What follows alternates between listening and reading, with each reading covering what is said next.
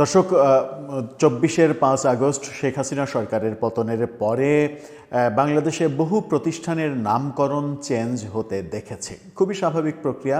শেখ হাসিনার আমলে তাদের ইচ্ছামতো যে নামকরণগুলো করেছিলেন, বঙ্গবন্ধু পরিবারের বিভিন্ন জনের নামে অসংখ্য প্রতিষ্ঠান আমরা দেখেছি যেগুলোর হয়তো প্রয়োজন ছিল না। যত্রতত্র বঙ্গবন্ধুকে ব্যবহার করে বঙ্গবন্ধুকে খাটো করার সমালোচনাও আমরা শুনেছি।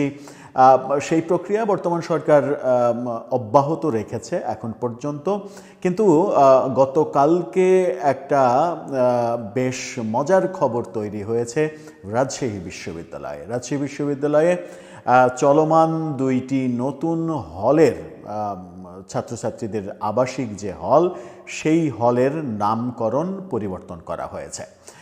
খুব স্বাভাবিকভাবেই গ্রহণযোগ্য একটি পরিবর্তন, সেটা হচ্ছে যে একটি হলের নাম ছিল শেখ হাসিনার নাম অনুসারে। শেখ হাসিনাকে যেহেতু আমরা ফ্যাসিস্ট হিসেবে তাড়িয়ে দিয়েছি, তার নামে প্রতিষ্ঠান থাকবে না কিংবা সরকার রাখবে না, সেটাই স্বাভাবিক। কিন্তু ঘটনা ঘটেছে অন্য জায়গায়।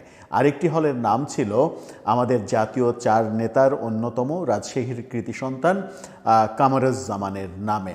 সেই নামটিও পরিবর্তন করা হয়েছে।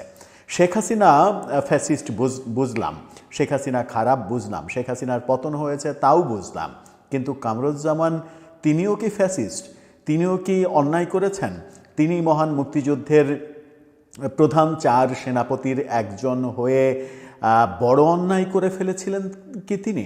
নাকি শুধুমাত্র তিনি বঙ্গবন্ধুর সহচর, বঙ্গবন্ধুর অনুপস্থিতিতে যেহেতু স্বাধীন বাংলা যে সরকার, সেই সরকারে ছিলেন এবং পরবর্তীতে আওয়ামী লীগের রাজনীতির সঙ্গে ছিলেন, সেই কারণেই তার নাম বাদ দেওয়া হলো?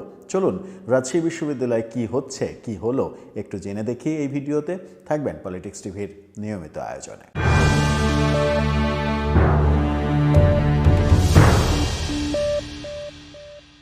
দর্শক, বলছিলাম রাজশাহী বিশ্ববিদ্যালয়ের ২টি হলের নাম পরিবর্তনের কথা। বর্তমান সরকারের আমলে কিংবা বর্তমান সরকার না থাকলে পরবর্তীতে নির্বাচিত যে সরকার আসবে, সেই সরকারের আমলেও কোনো প্রতিষ্ঠান শেখ হাসিনার নামে থাকবে এটা প্রত্যাশা করাই যায় না। সেটা পরিবর্তন খুবই স্বাভাবিক এবং সেই পরিবর্তনটা এই মুহূর্তে মেনে নেয়ার মতো। কিন্তু কামরুজ্জামানের ব্যাপারটা খুব এলোমেলো। তাহলে হচ্ছেটা কি? তাহলে কি আমরা শেখ হাসিনার বিরুদ্ধে অবস্থান নিতে গিয়ে পুরো মুক্তিযুদ্ধের বিরুদ্ধে অবস্থান নিতে চলেছি? সেটা কি ঠিক হচ্ছে? রাজশাহী বিশ্ববিদ্যালয়ের সেই খবরটা দিচ্ছে দৈনিক যুগান্তরের শিরোনামটা দেখে নিন। সেখানে বলা হচ্ছে রাবির শেখ হাসিনা হল সহ ২ হলের নাম পরিবর্তন। আবারও বলছি, শেখ হাসিনার নামকরণটা ঠিক আছে, কিন্তু কামরুজ্জামান কি বলছে পুরো খবরে? বলা হচ্ছে রাজশাহী বিশ্ববিদ্যালয়ের নির্মাণাধীন ২টি হলের নাম পরিবর্তন করা হয়েছে। নির্মাণাধীন শেখ হাসিনা হলের নাম দেয়া হয়েছে অপরাজিতা। খুবই ভালো নাম, এটা দেয়া যেতেই পারে। AHM কামরুজ্জামানের হলের নাম দেয়া হয়েছে বিজয় ৭১। কামরুজ্জামান সাহেব কি দোষ করলেন, সেটা একটা বড় প্রশ্ন। এরপরে বলা হচ্ছে বুধবার সন্ধ্যায় বিষয়টি নিশ্চিত করেছেন বিশ্ববিদ্যালয়ের ভারপ্রাপ্ত রেজিস্ট্রার অধ্যাপক ইফতেখারুল আলম মাসুদ। বিশ্ববিদ্যালয়ের ৫৪৫তম সিন্ডিকেট সভায় তদন্ত কমিটির প্রতিবেদনের পরিপ্রেক্ষিতে এই সিদ্ধান্ত নেওয়া হয়েছে বলে তিনি জানিয়েছেন। অধ্যাপক ইফতেখারুল আলম মাসুদ বলেছেন, বিশ্ববিদ্যালয়ের বিভিন্ন স্থাপনার গত ফ্যাসিস্ট সরকারের আমলে দেওয়া নাম পরিবর্তন করেছে সিন্ডিকেট সভা। নির্মাণাধীন শেখ হাসিনা হলের নাম দেয়া হয়েছে অপরাজিতা এবং AHM কামরুজ্জামানের হলের নাম দেয়া হয়েছে বিজয় ৭১। এর আগে জুলাই আগস্ট অভ্যুত্থানের পরে শিক্ষার্থীসহ বিভিন্ন মহল থেকে, বিশ্ববিদ্যালয়ের বিভিন্ন জায়গা থেকে আওয়ামী লীগ সংশ্লিষ্ট নানা নাম পরিবর্তনের দাবি ওঠে। এর আগে একাডেমিক হল ও স্কুলের নাম পরিবর্তন হয়। পরে নির্মাণাধীন এই হল দুটির নামও পরিবর্তনের দাবি তোলা হয় বিভিন্ন সময়ে। পরিবর্তনের দাবি সেটাও গ্রহণযোগ্য। শেখ হাসিনার নাম পরিবর্তন করা সেটা আরও গ্রহণযোগ্য। শেখ হাসিনাকে ফ্যাসিস্ট উপাধি দিয়ে তাকে তাড়িয়ে দেওয়া হয়েছে, তিনি ভারতে গিয়ে আছেন, আওয়ামী লীগের কার্যক্রম নিষিদ্ধ করা হয়েছে, ছাত্রলীগ নিষিদ্ধ করা হয়েছে, বিশ্ববিদ্যালয়ে ছাত্রলীগের কোনো অস্তিত্ব নাই, যেখানে যা ছাত্রলীগ দেখা যাচ্ছে সেখানেই মবের শিকার হচ্ছে কিংবা ধরে জেলে পাঠানো হচ্ছে, সব কিছুই মেনে নেয়ার মতো, ধরে নিলাম যে সব কিছুই মেনে নেয়ার মতো, বিশেষ করে শেখ হাসিনার নামটা পরিবর্তন করা আরও মেনে নেয়ার মতো।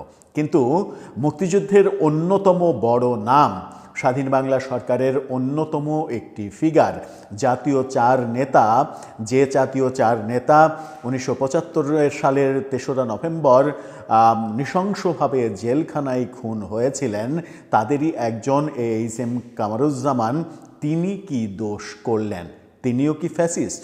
তিনিও কি শেখ হাসিনার সহচর? কিংবা শেখ হাসিনা যখন দায়িত্বভার গ্রহণ করেন, কিংবা বিগত 15.5 বছরের শেখ হাসিনা সরকারের যে শাসন, সেই সময় কামারুজ্জামান কি কবর থেকে উঠে এসে শেখ হাসিনাকে ফ্যাসিজম শিখিয়েছেন? শেখ হাসিনাকে নানা রকমের দিক নির্দেশনা দিয়েছেন যে তুমি এই ফ্যাসিস্টের কাজগুলো করো? ব্যাপারগুলো মিলছে না। যদি এরকম কর্মকাণ্ড চলতে থাকে তাহলে একসময় কিন্তু প্রশ্ন আসবে যে মুক্তিযুদ্ধ এবং মুক্তিযুদ্ধের নানা বিষয়কে আঘাত করার চেষ্টা করা হচ্ছে কিনা। যদি সরকারের অজ্ঞাতে বিশ্ববিদ্যালয় কর্তৃপক্ষ অতি উৎসাহী হয়ে এই কর্মকাণ্ডগুলো করে থাকে, তাহলে সরকারের এখনই এই ব্যাপারে দৃষ্টি দেওয়া উচিত, নতুবা এই সরকারের কাঁধে চলে যাবে সেই অপবাদ, যে অপবাদে বলা হবে যে এই সরকার মুক্তিযুদ্ধের কোনো কিছুই রাখতে চায় না। সেটা তো গ্রহণযোগ্য নয়। এই সরকার তো মুক্তিযুদ্ধ বিরোধী সরকার নয়। মুক্তিযুদ্ধের বিরুদ্ধে কেন কাজ করবে? যদিও এর আগে আমরা দেখেছিলাম যে গণহারে নাম পরিবর্তনের ক্ষেত্রে শহীদ তাজউদ্দিন আহমেদের নামে একটা কলেজ গাজীপুরে, সেই কলেজের নাম পর্যন্ত পরিবর্তন করতে দেখেছিলাম।